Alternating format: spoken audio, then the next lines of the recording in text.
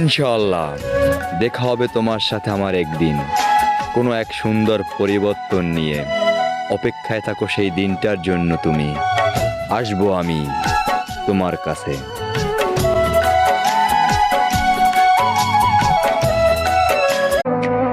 কারো উপর ভরসা না কইরা নিজে পরিশ্রম করে বড় হও।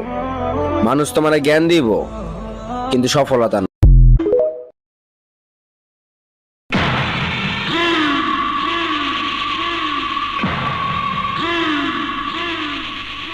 আপনার নাম কি?